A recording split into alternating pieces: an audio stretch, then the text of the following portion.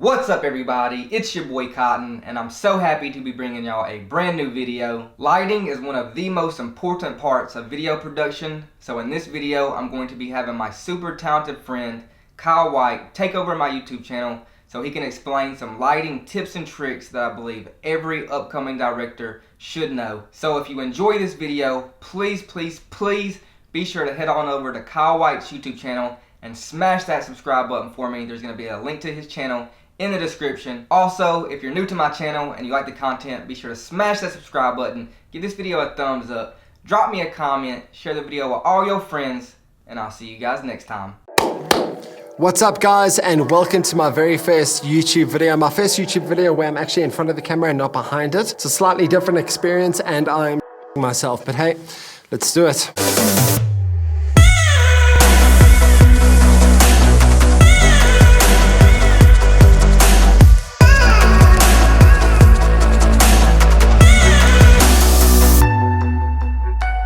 I've been in the industry for the last 7 years now as a director, DOP, editor, and colorist, and I'm self-taught. I would say 90% of what I know actually comes from places like YouTube. So I felt like now, after being in the industry for as long as I have, which isn't actually that long, I'm not that old, I've learned some really cool things, and I think myself and my team have created some really great content, and it's about time for me to share some of my knowledge with you all.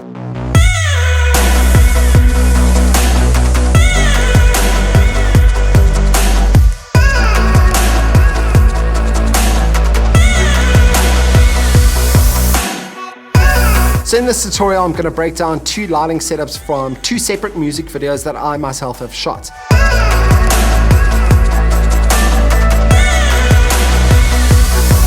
And I'm also going to touch on the uses of hard and soft lighting, as well as the use of complementary colors in your lighting palette. The first music video we're going to look at is from a band called Rubber Duck, and the music video is called Feet. Oh, Haley, I took the line you cast, it's just a wire. This music video was filmed over 2 days with the skeleton crew, and when I say skeleton crew, it means literally 2 people, myself and my wife, who is like yee-haw.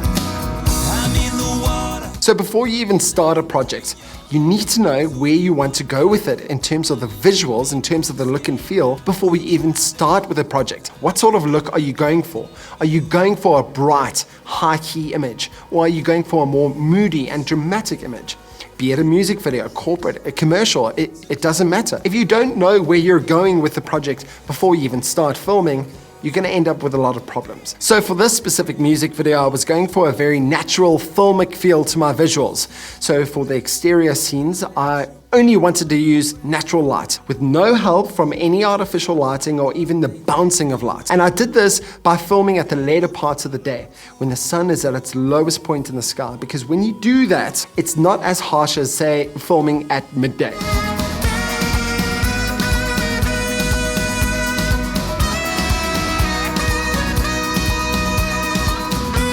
For the interior scene, I wanted a darker, moodier, low-key image. And the reason why I wanted that is because I wanted the lighting to reflect sort of the emotions that the characters themselves were experiencing. And those emotions consisted of turmoil, struggling financially, although they were very much in love. I wanted it to be dramatic. Hence, I went for a 1-light setup. This key or source light was a 2.5K HMI, and that light was coming in from outside of the window into the room to fill up the ambience of the room, but to also light my subject. HMIs are very powerful sources of light that kind of mimic the color and quality of the sun, and you get lots of different strengths of HMI. And the reason why I went for 2.5K HMI is because it runs off normal house power. If you go any bigger, you have to use a generator. Aside from the HMI being my key light, I also had a few cheap LED tubes which acted as practicals and also assisted in sort of highlighting my subjects and also bringing up the ambience of the room a bit. There was a see-through curtain in front of the window, and I used that see-through curtain to partially soften or diffuse the light, to once again give my subjects more of a wraparound of light on their faces. If you don't really understand what the softening of light is all about, well, it's really quite simple. Let's take an overcast day as an example, which is something that we experienced on the very first day of filming. You see, when you film on an overcast day, the sun, your key light, is being softened by the clouds. And when that sun is softened, it can be quite pleasing on skin tones because there's little to no shadows on your subject's faces. In contrast, hard lighting is when you don't diffuse the light and you have defined edges to those shadows. Here's an example. This is a photograph I took of one of my clients for his album cover. And for this photograph, I was using a flash. Now, a flash can be a very harsh source of light if you don't diffuse it. And that's exactly what I was going for here, because hard lighting, in contrast, once again, to soft lighting, creates harsher shadows. And that's exactly what I wanted here. And hence, you can see the very dark shadows on the one side of his face as well as on the back wall. And here's another example of hard lighting from a music video I filmed recently. This dancer is being lit by one key light, and that one key light is an Aperture 120D with no diffusion on it.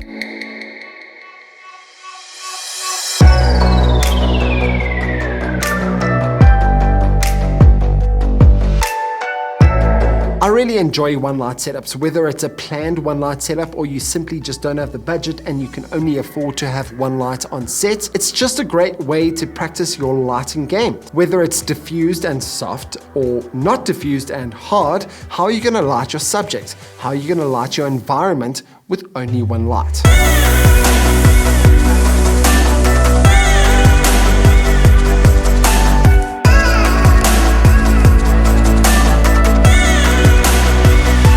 The next music video we're going to look at is from an artist called Flames, and the music video is called Money Today. The budget for this music video was not large, and I could only have 2 lights on set. For a music video that was shot in the evening with a large majority of the scenes being inside, this was quite a tricky situation to be in.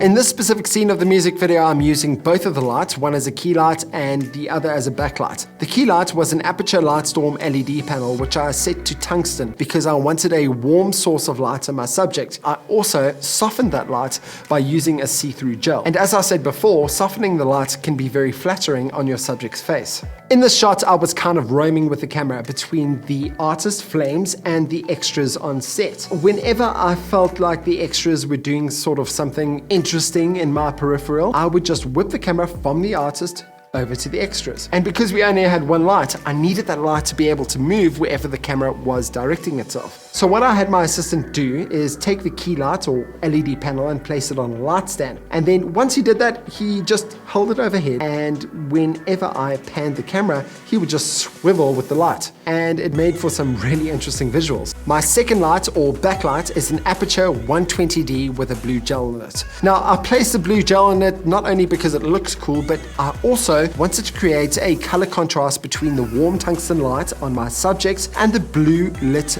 background. The reason why I did that is because it helps sort of make your subjects pop out from the background. When you do this, it's known as using complementary colors. You'll often find it in films, and I use it all the time just because it's so effective, and because, as the name suggests, using complementary colors is sort of complementary.